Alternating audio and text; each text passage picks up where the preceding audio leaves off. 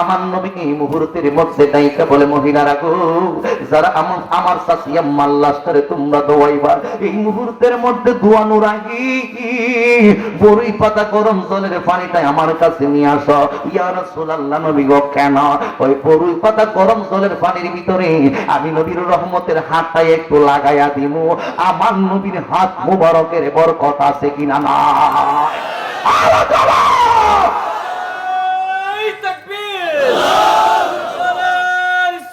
ইয়া রাসূলুল্লাহ, সুন্নাত ওয়াল জামাত, সুন্নাত আরে তাকবীর।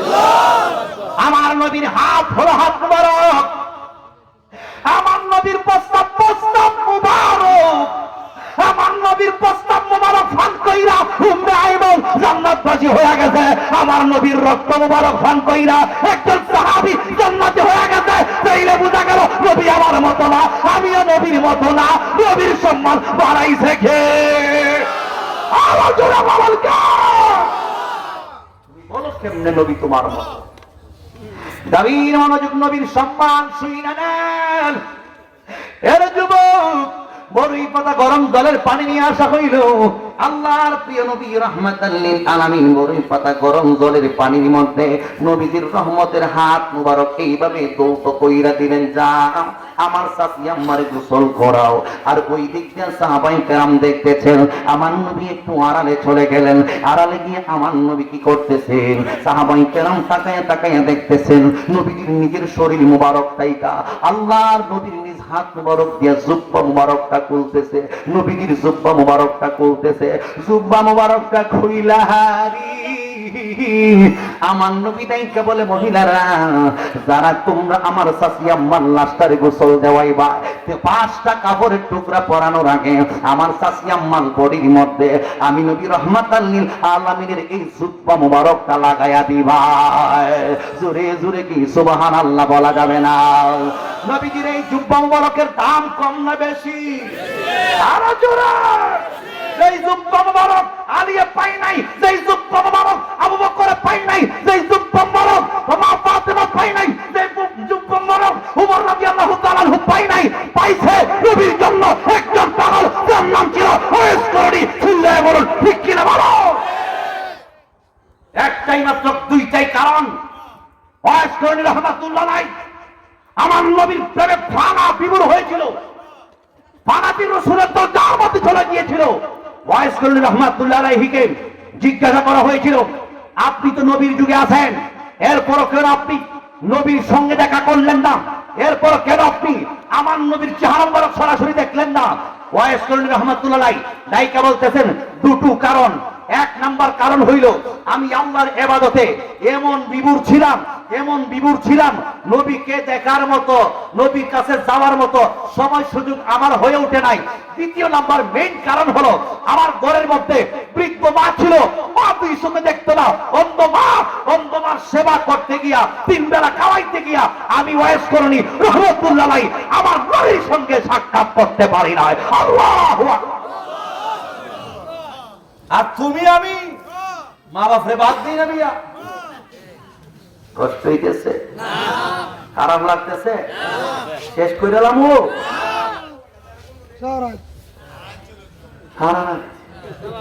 আসেননি আপনারা? গভীর মনোযোগ বন্ধু, এইরকম একটা জুব্বা মুবারক একটা ওয়াইস করণীর জন্য পাঠাইছিলাম, রাইকা দিয়েছিল। আর একটা জুব্বা মুবারক আমার নবী রাহমাতুল লিল আলামিন ফাতেমা বিনতে আসাদের জন্য কুল্লা রাইকা দিয়েছে। রাইকা বলে, হ্যাঁ মহিলারা রে, তোমরা যারা গোসল দেওয়াইবা, 5টা কাফনের কাপড় পরানোর আগে আমার চাচি আম্মার বডির মধ্যে এই জুব্বা মুবারকটা তোমরা আগে লাগাইও।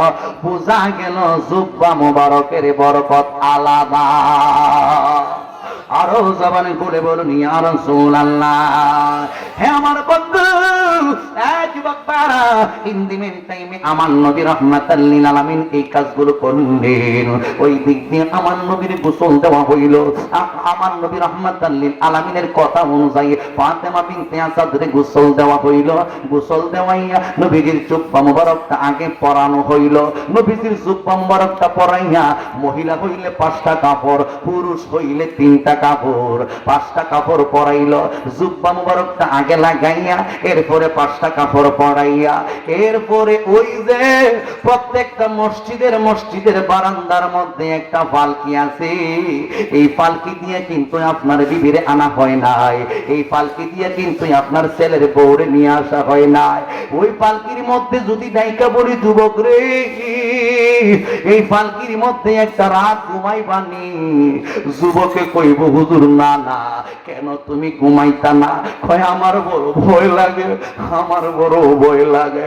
তুমি এত ভয় করতেছ, মসজিদের বারান্দার মধ্যে পালকি দেখে তোমার এত ভয় লাগে। একদিন ওই পালকির উপরে তোমাকে উঠতে হইব। এই পালকির মধ্যে 4টা লোকে তোমারে লইয়া যাইব কবরের কাছে।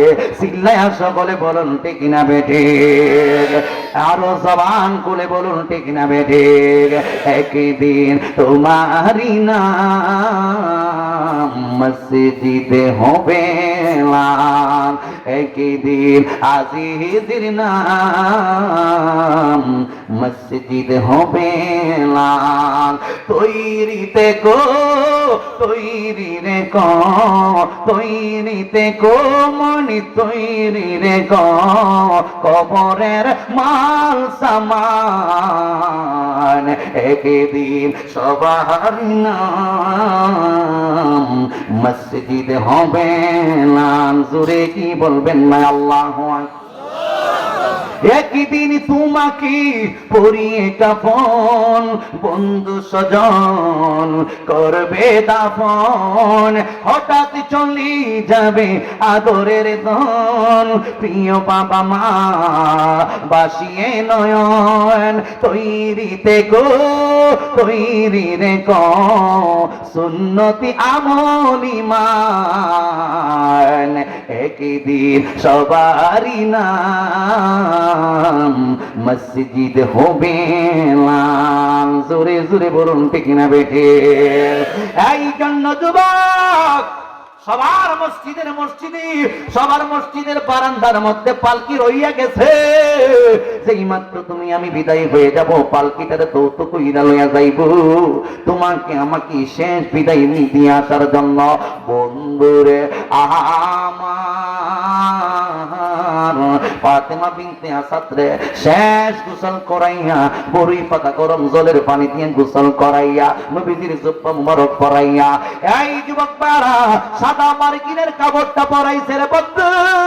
সাদা মার্কিনের কাপড়টা পরাইয়া এই মুহূর্তের মধ্যে মাথার দিকে একটা বান দিছে, এই বডি বরাবর বুকটা বরাবর একটা বান দিছে, পায়ের দিকে একটা বান দিয়া দিছে, চকলেটের মতো কইরা পালাইছে। আর আর ওই মানুষটারে সবাই জিন্দা মানুষ আর বলে না, ওই মানুষটারে দেখলেই কয় লাশ লাশ লাশ। ওই মানুষটারে সবাই লাশ বলবে। এখন তোমার দুনিয়াতে অনেক কিছু তুমি করতে পারো, কিন্তু একদিন তুমি লাশ হইয়া যাইবা। তাইলে অহংকার তাকাব্বুর ছেড়ে দিতে হবে, হিংসা নিন্দা ছেড়ে দিতে হবে, পরের সমালোচনা ছেড়ে দিতে হবে, ভালো ভালো কাজগুলো করতে হবে। সুদ খাওয়া যাবে না, ঘুষ খাওয়া যাবে না, জেনা ব্যভিচার করা যাবে না, অন্যায় করা যাবে না, মাপের মধ্যে কম দেওয়া যাবে না। চিল্লায় সকলে বলুন ঠিক না বেঠিক? 5 ওয়াক্ত নামাজ ছাড়া যাবে না, কথা বলুন ঠিক না বেঠিক? মদ গাঁজা ইয়াবা পেনসিল এইগুলোর দিকে যাওয়া যাবে না। এইগুলো আমার আল্লাহ রাব্বুল আলামিন হারাম করে দিয়েছেন। আমার আল্লাহ রাব্বুল আলামিন দেখে বলেন মা আতাকুমুর রাসূলু ফাখুযুহু ওয়া মা নাহাকুম আনহু ফান্তাহু। আমার বন্ধু মুহাম্মদ সাল্লাল্লাহু আলাইহি ওয়াসাল্লাম তোমাদের জন্য যাহা কিছু নিয়ে আসে ওইগুলো তোমরা গ্রহণ করো। নবী যাহা কিছু বর্জন করেছেন ওইগুলো বর্জন করো। নবীর কথা মাইন্না যারা দুনিয়ার জমিনে চলেছে তারাই জান্নাতবাসী হয়ে গিয়েছে। ঠিক কি না? গভীর মনোযোগ বন্ধু, মা ফাতেমা বিনতে আসাদের লাশটা ওই পালকির মধ্যে উঠানো হইল। এই মুহূর্তের মধ্যে আমার নবী রাহমাতাল লিল আলামিন দাইকা বলেন, আমার নবী রাহমাতাল লিল আলামিন দাইকা বলেন, এ সাহাবীরারি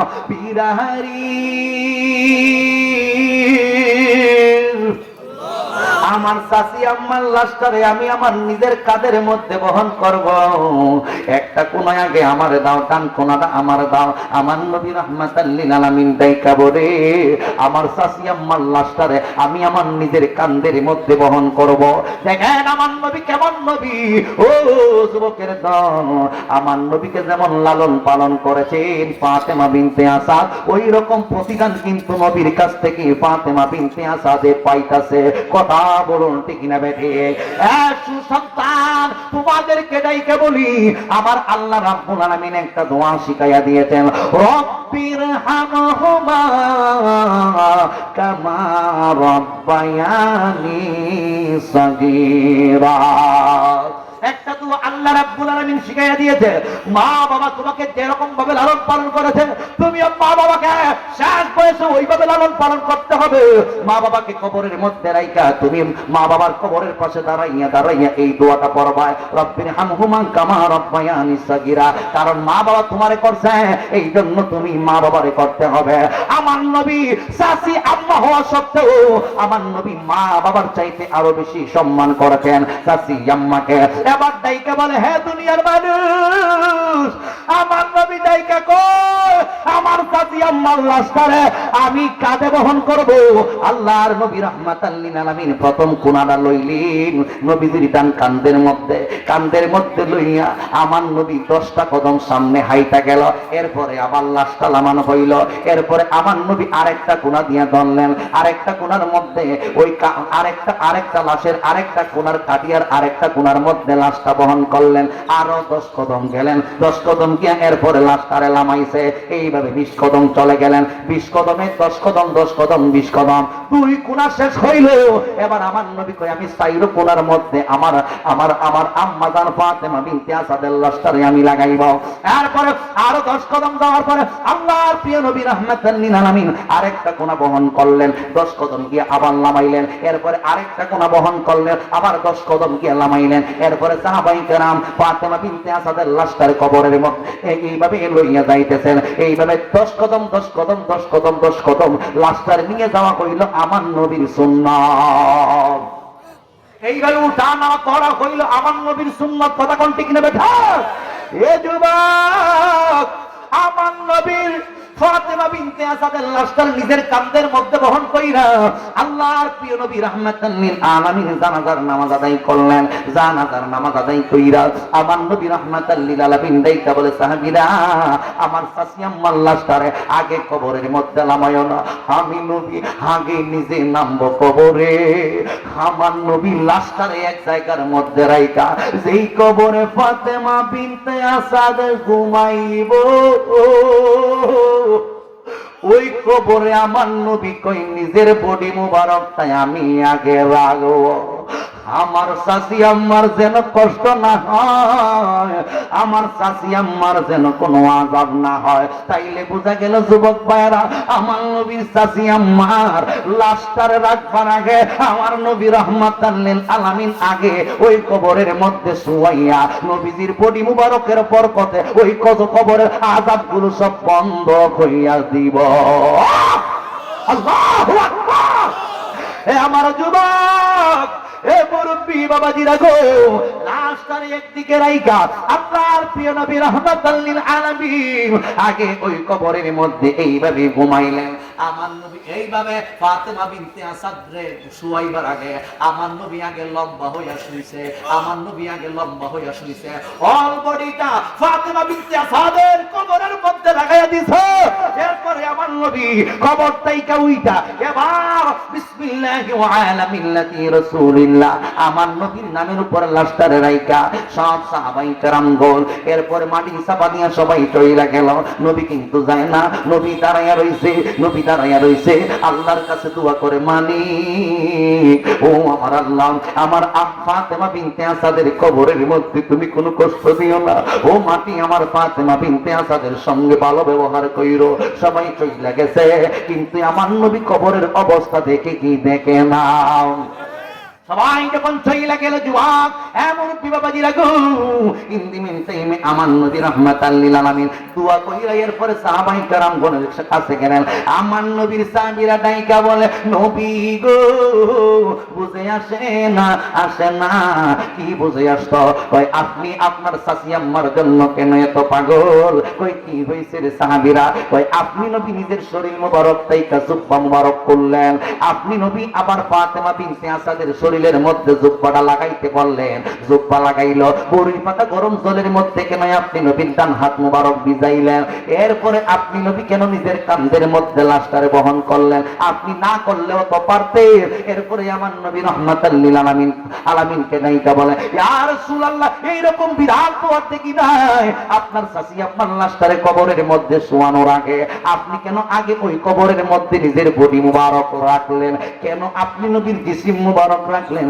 আমার নবী ডাইকা বলে হ্যাঁ সাহাবীরা শোনো দুনিয়ার সব কবরের মধ্যে কিছু না কিছু মাটি চাপ দিব কিন্তু এই কাজগুলো করার কারণে আমি নবীর রহমতের হাত পানির মধ্যে লাগার কারণে আমি নবীর জুব্বা মুবারক মা ফাতেমা বিনতে আসাদের শরীরের মধ্যে লাগার কারণে এরপরে আমি নিজের কাটিয়াটা বহন করার কারণে ওই কবরের মধ্যে শুয়ে যাওয়ার কারণে ওই কবরের মধ্যে বিন্দু মাত্র মাটি একটু ফুলের আসর দিত না আল্লাহু আকবার এই জন্য আমি এই কাজগুলো করেছি তাইলে আমার নবীর সম্মান আছে কিনা নাই আর জবান করে বলুন আছে কিনা নাই ওই নবীর প্রেমে নিজের জীবনটারে বাস্তবায়ন করে কবরে যাওয়ার দরকার আছে কিনা নাই এই মাহফিলটা হতে কে বেজার হইছেন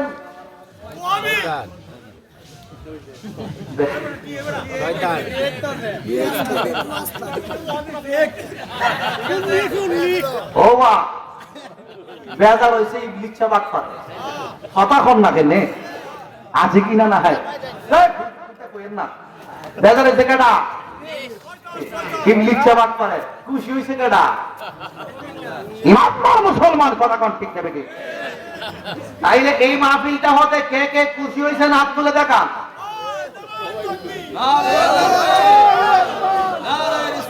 ইয়া রাসূলুল্লাহ ইয়া গাউসুল আজম দস্তগীর হযরত মাওলানা মিজানুর রহমান আজিজি সাহেব জিন্দাবাদ ওয়াজ মাহফিল জিন্দাবাদ হাতটা নামান আমরা সবাই খুশি কথা বলুন ঠিক নেবে ঠিক তাহলে আজকে কততম গেল আগামী বছর 13তম এই মাহফিলটা চিরস্থায়ী অর্থাৎ সব সময় প্রতি বছর হোক চাই কি চাই না আলোচনা শুনে কি বেজার হয়েছে নামাজের দরকার আছে নিও রোজার দরকার আছে নি তাহলে খবর শান্তি আছে আর না হইলে ভিক্ষা ভিড়াইতে বাপ দা হলো না কাম হতো না কথা কোন ঠিক না বেঠে তাহলে বলেন আগামী বছর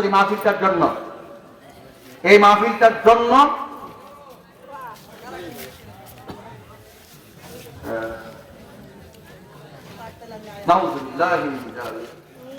একজন আলেম ফতোয়া দিছে